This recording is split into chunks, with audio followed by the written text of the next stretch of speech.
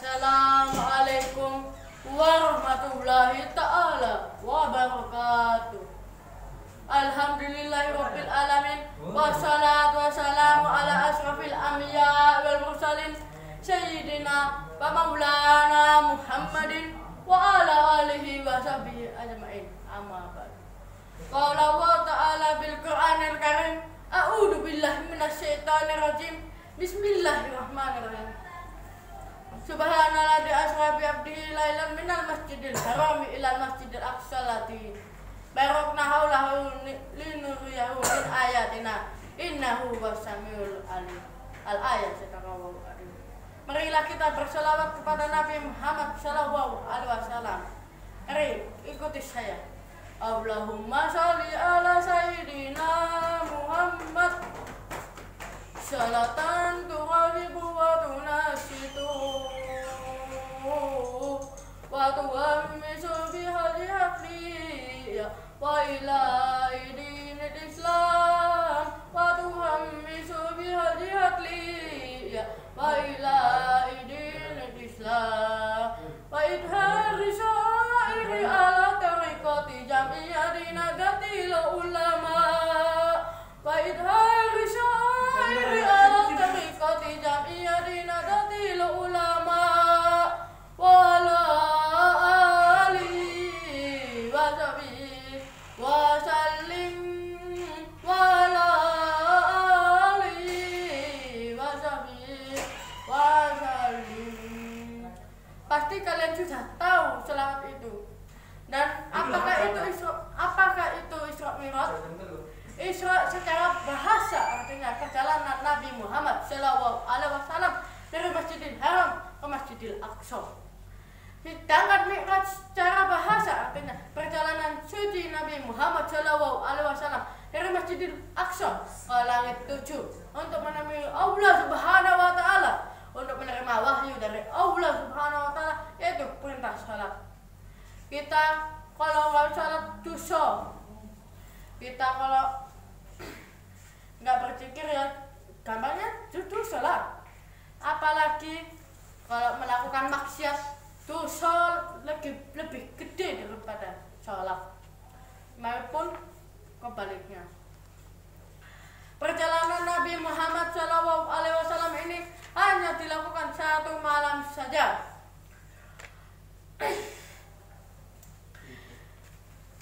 Nabi Muhammad SAW hanya menaiki buruk yang ditemani oleh malaikat Jibril. Nabi Muhammad sebelum Isra Mi'raj dadanya dibelah sama malaikat untuk disucikan jiwa raganya agar tidak kotor, agar tidak najis. Sebelum di hadapannya Allah. Setelah di hadapannya Allah memerintahkan kepada Nabi Muhammad untuk sholat 50 waktu. Aslinya umat kita tidak kuat sholat 50 waktu. Jadi dikoteng sampai 5 waktu saja. Yaitu dari duhur, asar, maghrib, isya, dan subuh. Oleh sebab itu, kenapa kita kok nggak boleh sholat bolong-bolong? Yang buat siang, buat kerja, buat malam, berzikir saja. Jangan kemana-mana, berzikir saja. Di rumah saja, memakai masker karena COVID.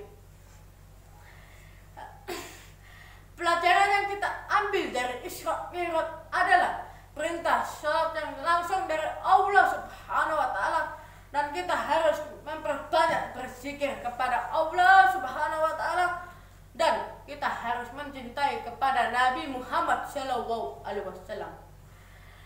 Maka dari itu, kita sebagai generasi Nabi Muhammad sallallahu alaihi wasallam, kita harus membuat amal baik kepada orang lain. Kita mau surga apa neraka? Aku maunya surga, tapi kalian nggak tahu. Aku maunya surga sih. Ya, aku nggak mau banyak dosa. Tapi ya gimana lagi? Aku baru tahu kalau dosaku ada. Tapi ya itu tergantung dengan Allah Subhanahu wa taala. Jalan-jalan ke kota Surabaya jangan lupa membeli apel. Perkenalkan, nama saya Rasa dari Sunan Ampel.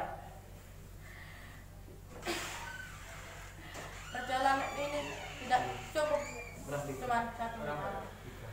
Allah telah memberikan kita keringanan untuk salat. Meskipun dalam perjalanan kita bisa mengkodok atau mengkosor salat. Meskipun perjalanan jauh kita bisa mengkodok salatnya kita. Meskipun kita ada di pesawat, di mobil, di kereta maupun di mana-mana, kita bisa mengkosor salat.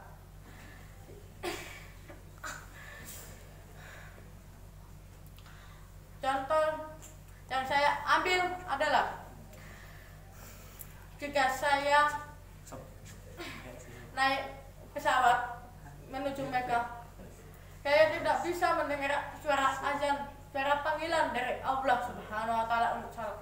Nah, saya berangkatnya pukul 6 pagi, saya sudah subuh. Nah, sampai sana jam 2 siang, apakah saya harus nunggu pesawatnya mendarat? Ya tidak, kita kan bisa mengkosor sholat. Nah, itu dia masalahnya.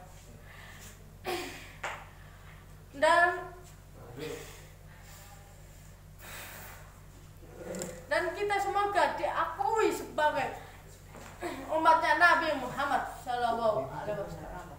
Amin. Apa hikmah dari Isra Mi'raj? Yang pertama adalah salat. Salat adalah tiang agama. Kita kalau nggak salat dosa.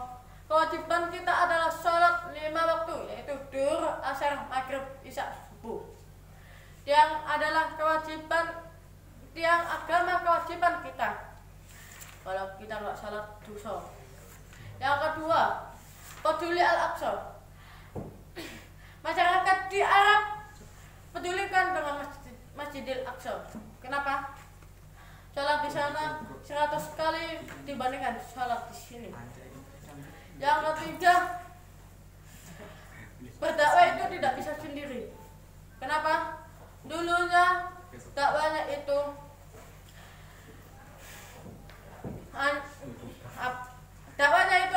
bersembunyi, tapi 2 tahun setelahnya Rasulullah SAW dia berdakwah untuk secara terang-benderang. Meskipun masyarakat dulu jahiliyah, suka berhala, suka berzina, suka apapun lah, suka menyiksa orang miskin, orang lemah. Dan ketika Nabi Muhammad SAW turun, maka nasibnya sudah berubah. Yang kepingin surga, monggo, saya ikhlas. Yang kepingin neraka, monggo, saya ikhlas. Kurang lebihnya kami mohon maaf. Yang gede-gede nih. Wallahu muwaffiq ila aqwamit thoriq. Wassalamualaikum warahmatullahi wabarakatuh.